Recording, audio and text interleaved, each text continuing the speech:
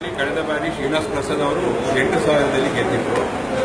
ಮತ್ತೆ ಮಹಾದೇವ್ ಪ್ರಸಾದ್ ಅವರು ಕೂಡ 8,000 ಲೀಡ್ನಲ್ಲಿ ಗೆದ್ದಿದ್ರು. ಸೊ ಈಗ ಕಾಂಗ್ರೆಸ್ಸು ಏನು ಲೀಡ್ ಇದೆ ಅದನ್ನು ಭಾಳ ಹೆಚ್ಚು ಮಾಡಿದೆ. ಅದರಲ್ಲೂ ಕೂಡ ಕಾಂಗ್ರೆಸ್ ಕೆಲಸ ಭಾಳ ಲೇಟಾಗಿ ಪ್ರಾರಂಭ ಆಯಿತು. ಯಾಕಂದರೆ ವಿಧಾನಸಭೆ ಅಧಿವೇಶನ ಇದ್ದದ್ರಿಂದ, ಬಜೆಟ್ ಅಧಿವೇಶನ ಇದ್ದದ್ರಿಂದ 1 ತಾರೀಕು ನಂತರ ಪ್ರಾರಂಭ ಮಾಡಿದ್ರು ಕೆಲಸ ಭಾಳ ಗಂಭೀರವಾಗಿ.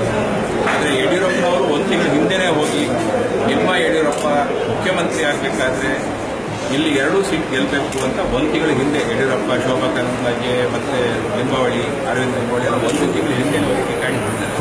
ಸೊ ಜನರು ಅದರಲ್ಲೂ ವಿಶೇಷವಾಗಿ ಗುಂಡ್ಲುಪೇಟೆ ಮತ್ತು ಚಾಮರಾಜನಗರ ಜಿಲ್ಲೆ, ಗುಂಡ್ಲುಪೇಟೆ ಮತ್ತು ನಂಜನಗೂಡಿನ ಜನರು ಕಾಂಗ್ರೆಸ್ಸನ್ನು ಬೆಂಬಲಿಸುವುದರ ಮೂಲಕ ನಮ್ಮ ಮುಖ್ಯಮಂತ್ರಿ ಸಿದ್ದರಾಮಯ್ಯನವರ ಜನಪರವಾದಂಥ ಕೆಲಸವನ್ನು ಮೆಚ್ಚಿದ್ದಾರೆ ಎಂಬುದನ್ನು ತೋರಿಸ್ತದೆ.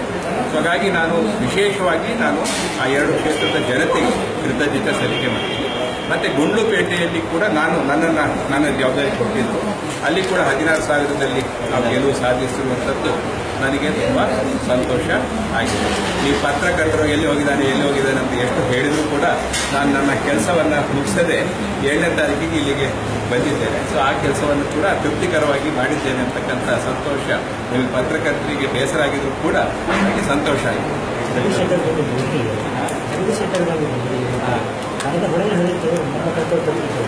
ಈಗ ಒಂದು ವೇಳೆ ಗೆಲ್ತಿದ್ರೆ ಅವರು 2 ಸೀಟು ಒಂದು ವೇಳೆ ಗುಂಡ್ಲುಪೇಟೆ ಮತ್ತು ನಂಜನಗೂಡು ಗೆಲ್ತಿದ್ರೆ ಅವಾಗ ಇದು ಯಡಿಯೂರಪ್ಪನ ಗಾಳಿ, ಮೋದಿ ಗಾಳಿ ಅಂತ ಹೇಳ್ತಿದ್ರು. ಸೋತಾಗ 1, ಗೆದ್ದಾಗ ಆಗ ಮೊನ್ನೆನೇ ಹೇಳ್ಬೋದಾಗಿತ್ತು. ಯಾಕೆ ಅವ್ರು 2 ಸೀಟ್ ನಾವು ಗೆಲ್ತೀವಿ ಅಂತ ಹೇಳ್ತಿದ್ರು.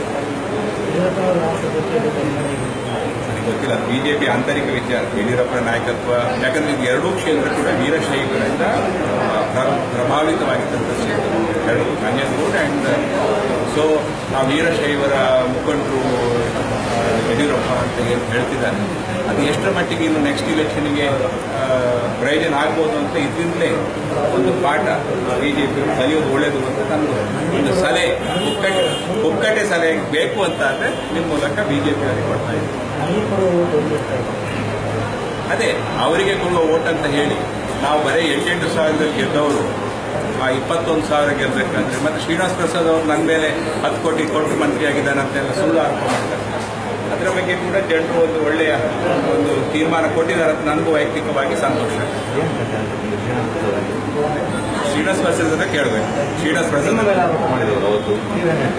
ನಾನು ಹೇಳಿದ್ದೇನೆ, ಅವ್ರ ಪಾಪ ವಯಸ್ಸಾಗಿ ಮಾಡಿದ್ರು, ಈಗ ಪಾಪ ಈಗ ಸೋತಿದ್ದಾರೆ. ಅವಳು ಒಂದು ಕಡೆಯಲ್ಲಿ ಮಂತ್ರಿ ಸ್ಥಾನವನ್ನು ಕಳ್ತಾರೆ, ಇನ್ನೊಂದು ಕಡೆಯಲ್ಲಿ ಶಾಸಕ ಸ್ಥಾನವನ್ನು ಕಳ್ತಾರೆ, ಈಗ ಪುನಃ ಸೋತಿದೆ. ಸೊ ಅವರ ಬಗ್ಗೆ ಲಘುವಾಗಿ ಮಾತಾಡಲಿಕ್ಕೆ ನಾನು ಬಯಸೋದು. ಶ್ರೀನಿವಾಸ್ ಪ್ರಸಾದ್ ಜೊತೆ ನಾನು 9 ತಿಂಗಳು ಅವರ ಪಾರ್ಲಿಮೆಂಟ್ ಸೆಕ್ರೆಟರಿ ಕೆಲಸ ಮಾಡಿದ್ದೀನಿ. ಸೊ ಆ ಋಣ ಇದೆ ಅವರ ಶ್ರೀನಿವಾಸ್ ಪ್ರಸಾದ್ ಅವರ ಋಣ ನನಗಿದೆ. ಯಾಕಂದ್ರೆ ನನಗೆ ಭಾಳ ಸ್ವಾತಂತ್ರ್ಯ ಕೊಟ್ಟು ನಾನು ಪಾರ್ಲಿಮೆಂಟ್ ಸೆಕ್ರೆಟರಿ ಆಗಿ ಬೇರೆ ಬೇರೆ ಜಿಲ್ಲೆಗೆ ಹೋಗಿ ಜಿಲ್ಲಾಧಿಕಾರಿಗಳನ್ನೆಲ್ಲ ರೆವಿನ್ಯೂ ಕಮಿಷನರ್ನ ರಿವ್ಯೂ ಮಾಡುವಷ್ಟು ಪವರ್ ನನಗೆ ಕೊಟ್ಟಿದ್ದಾರೆ. ಸೊ ನಾನೀಗ ಅವ್ರು ಸೋತಿದ್ದಾರೆ ಅಂತ ಅವ್ರ ಬಗ್ಗೆ ಲಘುವಾಗಿ ಮಾತಾಡೋದು ನಾನು ಬಯಸುತ್ತಿಲ್ಲ. ಆದರೆ ಅವ್ರು 10 ಕೋಟಿ ರೂಪಾಯಿ ನಾನು ದುಡ್ಡು ಕೊಟ್ಟು ಮಂತ್ರಿ ಆಗಿದ್ದಾರೆ ಅಂತಕ್ಕಂಥ ಆರೋಪ ಮಾಡಿದ್ದು ನನಗೆ ಮನಸ್ಸಿಗೆ ನೋವಾಗಿದೆ. ಕಾಂಗ್ರೆಸ್ ಚಮತ್ಕಾರ ಮಾಡಿದೆ. ಎಂತ ಚಮತ್ಕಾರ? ಈಗ ಒಳ್ಳೆ ಹರಿಸಬೇಕಾದ್ರೆ ಅಷ್ಟು ಸುಲಭ ಇದೆ. ಈಗ ಇಲೆಕ್ಷನ್ ಕಮಿಷನ್ ಅವರಿದ್ದಾರೆ, ಸೆಂಟ್ರಲ್ ಗೌರ್ಮೆಂಟ್ನಿಂದ ಒಬ್ಸರ್ವರ್ಸ್ ಬಂದಿದ್ದಾರೆ, ಸೆಂಟ್ರಲ್ IAS ಆಫೀಸರ್ಸ್ ಬಂದಿದ್ದಾರೆ. ಅಲ್ಲಿಯ AC, ಒಂದು ಗುಂಡ್ಲುಪೇಟೆಯ AC ಕಾಂಗ್ರೆಸ್ 50 ಕಾರನ್ನು ಸೀಸ್ ಮಾಡಿದ್ದಾರೆ. ಮುಖ್ಯಮಂತ್ರಿ ಬಂದ ದಿವಸ 50 ಕಾರನ್ನು ಸೀಸ್ ಮಾಡಿದ್ದಾರೆ. ಸೊ ಅಧಿಕಾರಿಗಳು ಅತ್ಯಂತ ಪಾರದರ್ಶಕವಾದ ರೀತಿಯಲ್ಲಿ ಚುನಾವಣೆ ನಡೆಸಿದ್ದಾರೆ. ಮತ್ತೆ ಈಗ ಒಂದೊಂದು ಕ್ಷೇತ್ರದಲ್ಲಿ ಹೋಗಿ ದುಡ್ಡು ಕೊಡಬೇಕಾದ್ರೆ ಬಿಜೆಪಿ ಕಾರ್ಯಕರ್ತರು ಹಣದ ಹೊಳೆ ಅರಿಬೇಕಾದ್ರೆ ಅಲ್ಲಿ ಬಿಜೆಪಿ ಕಾರ್ಯಕರ್ತರಿರ್ತಾರೆ. ಬಿಜೆಪಿ ಕಾರ್ಯಕರ್ತರಲ್ಲೇ ಪ್ರತಿಸ್ಪರ್ಧಿಸಬಹುದಲ್ಲ ದುಡ್ಡು ಕೊಟ್ಟರೆ. ಸೊ ಹಾಗಾಗಿ ಎಲ್ಲ ಮುಗ್ದ ಮೇಲೆ, ರಿಸಲ್ಟ್ ಬಂದ ಮೇಲೆ ಈ ರೀತಿ ಮಾತಾಡೋದು, ಸೋತಾಗ ಒಂದು ಯಾವುದಾದ್ರೂ ಲೆವೆಲ ಹೇಳಬೇಕು ಹೇಳಿದ್ದಾರೆ. ಅವ್ರ ಹತ್ರ ಕೇಳಿ.